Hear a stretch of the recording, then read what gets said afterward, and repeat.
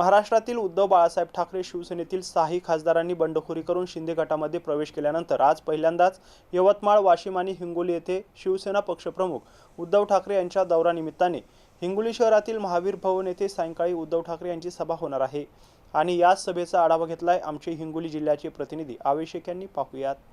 उद्धव बाळासाहेब ठाकरे गटाचे जे 6 खासदार यांनी बंडखोरी करत शिवसेना शिंदे गटामध्ये प्रवेश केलेला आहे. त्याच अनुषंगाने महाराष्ट्र दौरा उद्धव ठाकरे यांनी केलेले. आज जे आहे तर वाशिम, यवतमाळ आणि हिंगोली अशी त्यांची सभा होणार आहे आणि आज सायंकाळी 4 ते 5 दरम्यान हिंगोली येथे ते येणार आहेत.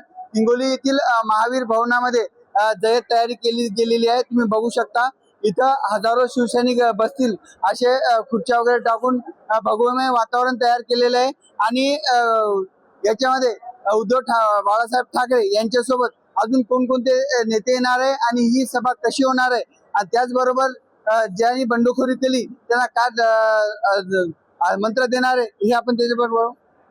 6 खासदारांनी बंडखोरी करत शिवसेना शिंदे गटामध्ये प्रवेश केलेला आहे आणि आज आपल्या इथं पहिली सभा इथं होणार आहे.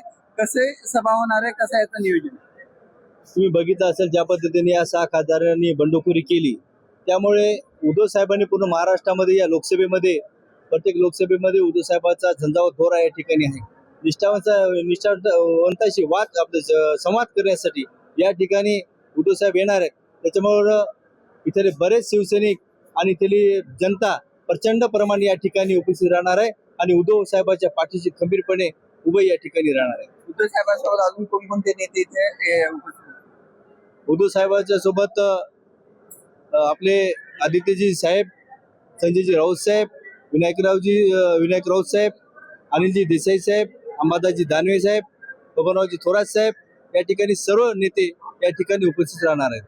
खरं तर पाहिलं तर लोकसभेला तुम्ही पूर्ण शिवसैनिकांनी पायाला भिंगरी लावून जे आहे तर काम केलेलं आहे आणि खासदार आष्टीकर यांना निवडून आणलेलं आहे, पण त्यांनी परत गद्दारी केलेली आहे.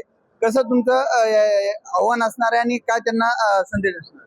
तुम्ही बघितलं असेल ज्या पद्धतीनं इथल्या कार्यकर्त्यांनी या लोकसभेतल्या लोकांनी प्रचंड मतानं या ठिकाणी त्यांना निवडून दिलं की कधी पाहिलं तर त्यांनी विचार कार्यकर्त्यांचा करायला पाहिजे होता, जनतेचा विचार करायला पाहिजे होता, जनतेच्या विश्वासाला त्यांनी तडा न जाऊ द्यायला पाहिजे होता. पण येणाऱ्या काळामध्ये या ठिकाणी जनता त्यांना धडा शिकवल्याशिवाय राहणार नाही आणि येणाऱ्या काळामध्ये शिवसेना उद्धव बाळासाहेब ठाकरे या ठिकाणी खासदार आमदार या ठिकाणी प्रचंड मताने निवडून या ठिकाणी येणार. खरं तर तुम्ही पुन्हा लोकसभेमध्ये काम केलेलं आहे आणि आज परत खासदारांनी जर मागचा इतिहास बघितला तर 2 ते 3 खासदारांनी बंडखोरी केलेली आहे. कसं बघता याच्याकडे? शिवसेना ही पहिल्यापासून तळागाळामध्ये काम करत आहे आणि शिवसेनेला हा धक्का काय नवीन नाही. त्याच्यामुळं शिवसेना ही फॅक्टरी आहे, तयार करणारी आहे. परत कार्यकर्ते तयार होतील, त्याच्या जोमाने आम्ही सगळे पुढे जाऊ आणि त्याच्या जीवावर आम्ही नव्हतो, आमच्या सगळ्या शिवसेना जीवावर ते खासदार होते आणि त्या शिंदे गटाला स्वतः तर निवडून येता येत नाही, पण निवडून आलेले माणसं पळून न्यायची त्यांच्यात तशी कला आहे. आम्ही शिवसेना आहे, परत तयार करू माणसं, आमदार खासदार तयार होतील, त्यात काही शंका नाही. आष्टीकर साहेबांनी सांगितलेलं आहे की मी पैशासाठी किंवा खोक्यासाठी नाही गेलेलो, लोकांच्या विकासासाठी गेलेलं आहे, मला एकूण निधी येत नव्हतं. कसं बघता याच्याकडे? बघा, गद्दार खासदाराचा आणि विकासाचा संबंधच काय आहे काही बघा. आज 2.5 वर्ष झाले आम्ही त्यांना निवडून दिले.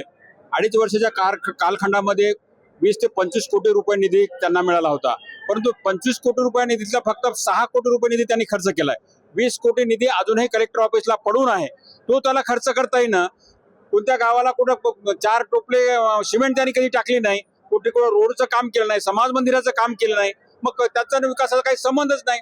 त्यामुळं हे जे बोलतात विकासासाठी गेलो हे सगळं लबाडपणाचं लक्षण आहे. त्यांनी स्वतःच्या परिवाराचा व स्वतःचा 100 कोटी घेऊन विकास केला, हाच खरा त्याचा विकास झाला आहे. ह्याच माध्यमातून आम्ही त्याचा या ठिकाणी निषेध करतो. ते म्हणतात की 2 कोटी पहिल्यांदा आले होते आणि आठवड्याभरात 5 कोटी आलेले, पण पोर्टल बंद असल्यामुळे मी ते. तुमचंच पोर्टल बंद आहे का? बाकी महाराष्ट्रातल्या खासदाराचं पोर्टल सगळ्याच चालू आहे, तुमचं पोर्टल बंद आहे. तुम्हाला वेळच नाही. तुम्हाला ह्या शिंदे गटाच्या मीटिंग मध्येच तुम्हाला निवडून आल्यापासून वेळ घालण्याचा तुम्ही वेळ घातलाय. तुम्ही कधी पक्ष सोडता याच्यामध्ये तुम्ही मिटिंगा करून वेळ घातलाय. तुम्हाला या मतदारसंघाचा विकासाचा आणि तुमचा काही संबंधच नाही. तुम्ही कार्यकर्त्याचे कधी फोन उचलले नाहीत. तुम्हाला हे सांगतो की सर्कल प्रमुखांनी ज्या गाड्या लावल्या होत्या यांच्या प्रचाराला त्याचे पैसे या बहादरांनी दिले नाही. तू काय करतो विकासाच्या गोष्टी आम्हाला शिकवतो. तुझा हा विकास तुझ्या परिवाराचा आणि तुझा 100 कोटी घेऊन तुझा परिवार विकास तुला लखलाभ हो. आणि येणाऱ्या काळामध्ये तू फक्त या मतदारसंघामध्ये लोकसभेला उभा राहा, मग तुलाही आम्ही काय आहे हे उद्धव साहेबांची शिवसेना आम्ही तुम्हाला दाखवू. तुम्ही खरं तर पाहिलं तर हिंगोली जिल्ह्याचे जिल्हा प्रमुख आहे.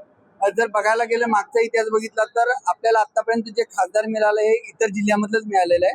आणि आपण आतापर्यंत शिवसेनानी त्यांना निवडून आणलेले जसे वानखेडे पाहिले, त्याच्यानंतर खासदार हेमंत पाटील पाहिले आणि आता आष्टीकर पाहिले. आणि त्यांनी सगळ्यांनी बंडखोरी करत दुसऱ्या याच्यामध्ये केलं.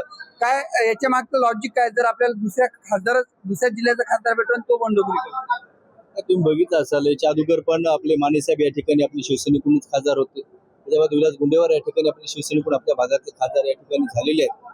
पण कालांतराने काही गोष्टी मी म्हणाले तसं बाहेर या ठिकाणी बाहेरच्या जिल्ह्यात तिकीट दिलं. पण जे वरचं त्यावेळेस ते गणित असते त्या ठिकाणी साहेबांना आदेश दिल्याच्या नंतर आम्हाला तो सर्वांना पाळायला होतो. पण येणाऱ्या काळामध्ये त्या ठिकाणी निश्चितच हिंगोली जिल्ह्यामधला या ठिकाणी खासदार राहणार आहे यात शंका नाही. तर हे होते शिवसैनिक यांनी असं सांगितलेलं आहे की जी शिवसेना ही नेत्यांची फॅक्टरी आहे, खासदार आमदार घडवणारी फॅक्टरी आहे.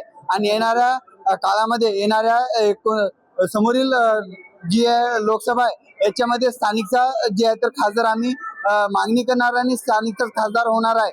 आणि आता जे संध्याकाळी जी सभा होणार आहे याच्यामध्ये खासदार जे बंडखोर खासदार आहे यांना कशा पद्धतीने टोळे मारतील आणि येथील शिवसैनिकांना कशा पद्धतीने संबोधतील याकडे सगळं जनतेचं लक्ष लागलेलं आहे. आवेश शेख, MCN न्यूज.